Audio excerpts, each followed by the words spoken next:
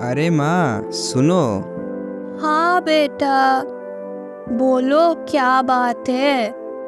माँ, आज मेरे लिए जल्दी से खाना बना दो। आज मैं जा रहा हूँ और किसी को ठग कर लाता हूँ। अरे बेटा, तुम किसी को कैसे ठग पाओगे? तुम्हारे पिताजी होते तो जरूर ठग लेते। तुम तो अभी ठगाए में बच्चे हो। अरे माँ, तुम कैसी बातें कर रही हो? मैं क्यों नहीं ठग सकता किसी को? आखिरकार एक ठग का बेटा एक ठग ही तो बनता है। बस अब जल्दी से मेरे लिए खाना बना दो। फिर बिरजू किसी धनी सेठ की तरह पोशाक पहनकर तैयार हो जाते। अच्छा माँ, अब मैं चलता हूँ। बिरजू चलते चलते एक गांव के नजदीक पहुंचता है। तभी गांव के करीब ही चार ठग अपने खेत में काम कर रहे थे।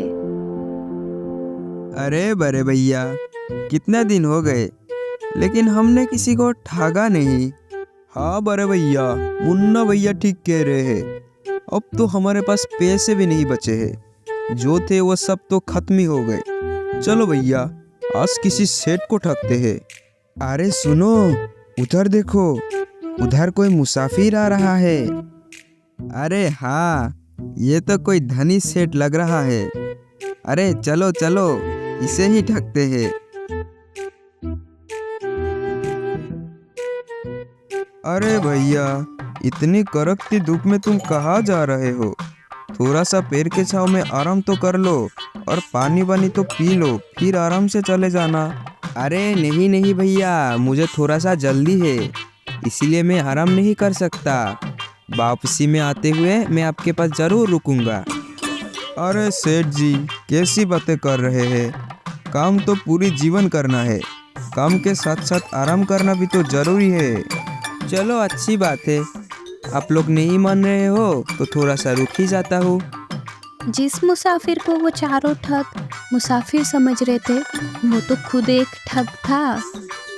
तभी बिरजू उन चारों ठगों के पास जाकर बैठ जाता है और चारों ठग यहाँ वहाँ के बातें करने लगते हैं। अरे सेठ जी, मैं आपसे एक बात कहना चाहता हूँ। अरे बोलिए भैया बोलिए, अब क्या कहना चाहते हैं? सेठ जी, बात को बताने से पहले मेरी एक शर्त है। बोलिए भैया, क्या शर्त है?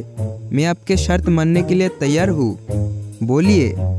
सेठ जी, मेरी शर्त यह है कि अगर आप मेरी बात को सच मानोगे तो कोई बात नहीं, अगर आप मेरी बात को झूठ मानोगे तो आपको 1000 रुपया देने पड़ेंगे।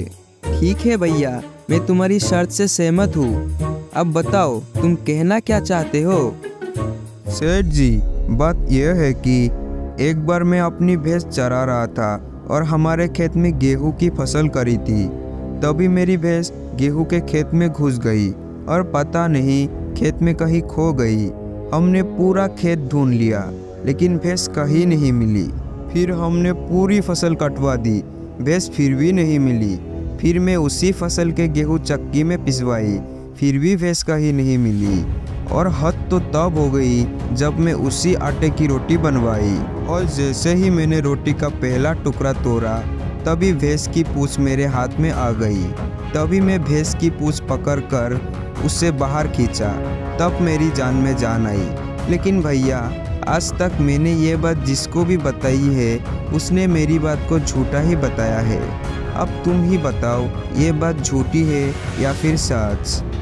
अरे ये तो मुझे ठगना चाहता है, लेकिन बच्चों मैं भी एक ठग का बेटा हूँ।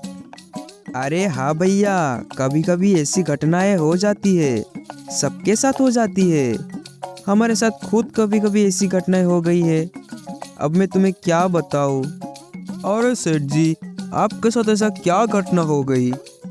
अरे नहीं भैया, मैं भी अपनी बात ऐसे नहीं बताऊंगा, मेरी भी एक शर्त है।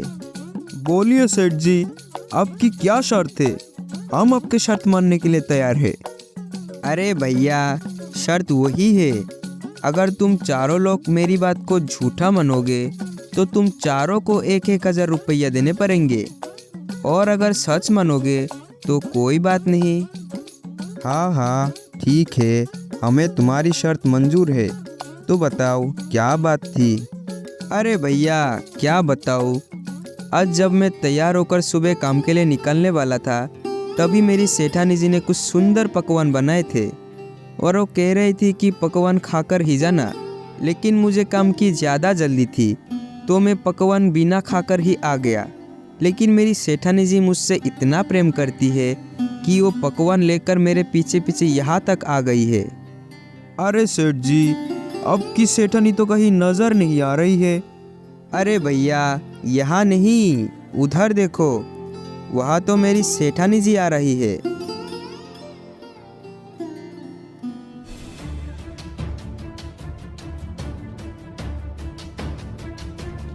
अरे बाप रे बाप, वो तो हमारी बहन है। ये सेठ तो हमसे भी बड़ा ठग है। अब क्या करें? अगर हम लोगों ने इसकी बात को झूठ कहा तो ये हम चारों से 1,000 रुपया लेगा, और अगर हमने इसकी बातों को सच कहा तो ये हमारी बहन को ले जाएगा। भैया अगर तुम मेरी बात मानो तो अपनी बहन को इस सेठ के घर भेज देते हैं। वैसे भी हमें आज नहीं तो कल अपनी बहन की विवाह तो करना ही था। वैसे भी ये सेठ अपनी बहन को खुशी रखेगा, और अगर इसकी बात को हम झूठ बोलेंगे तो हमें 4,000 रुपया देने पड़ेंगे। हाँ हाँ, अपनी बहन को इस सेठ के साथ भेज देते हैं, और सेठ के घर में जितना भी माल खजाना होगा वो सब हमारी बहन लेकर भाग आएगी। अरे तुम आ गई, मैं कितनी देर से तुम्हारा इंतजार कर रहा हूँ। ये तुम कौन हो? मैं तो तुम्हें जानता तक नहीं।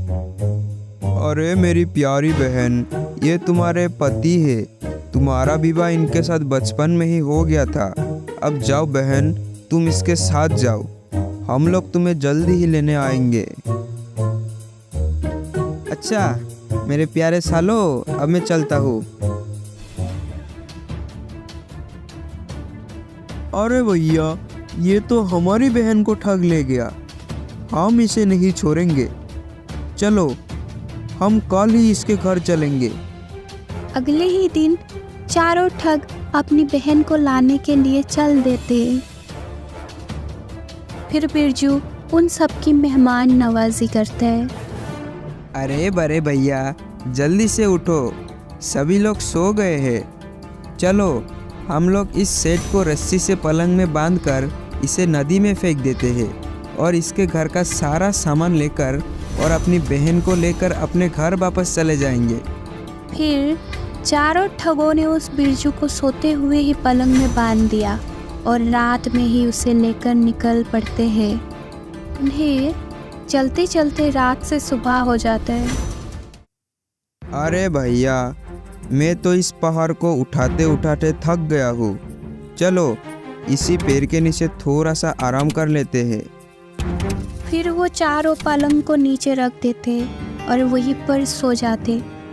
तभी एक चरवाहा अपनी बकरी को चराते चराते वहीं पर आ जाता है। अरे भैया, ये लोग आपको बांधकर कहाँ ले जा रहे हैं? क्या बताऊँ भैया, ये चारों हमारे साले हैं। इनकी एक बहन की विवाह हमारे साथ हो चुका है। इनकी एक दूसरी भी बहन है, तो ये लोग उसका विवाह मेरे साथ करना चाहते हैं।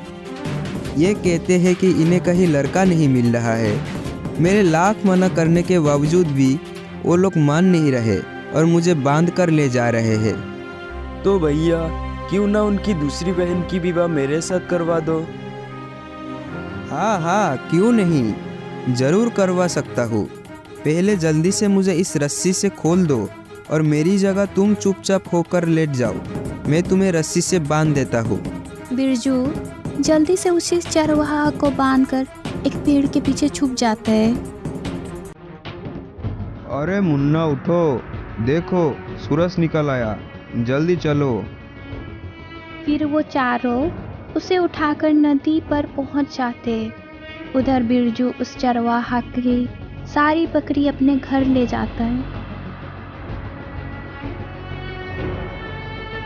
चलो भैया, इस ठग से हमें छुटकारा मिल गया।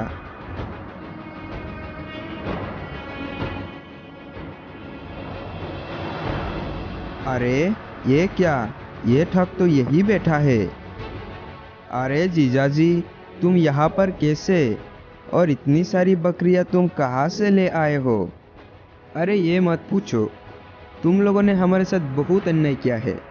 तुम लोगों ने मुझे नदी के किनारे ही फेंक दिया था, और अगर थोड़ा सा गहरे पानी में फेंकते तो इससे भी ज़्यादा अच्छे अच्छे बकरी पकड़ ले आता।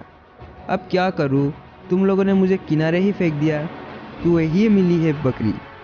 अरे जीजाजी, क्या बात कर रहे हो? चलो जीजाजी, मुझे भी कुछ बकरी दिला दो। हाँ जीजाजी, मुझे भी बकरी चाहिए, चलो जल्दी। अच्छा अच्छा, तो तुम लोगों को भी बकरी चाहिए, तो चलो मेरे साथ। मैं जहाँ बोलूँ तुम लोग वही कूद जाना और अच्छी अच्छी बकरी पकड़ कर ले आना।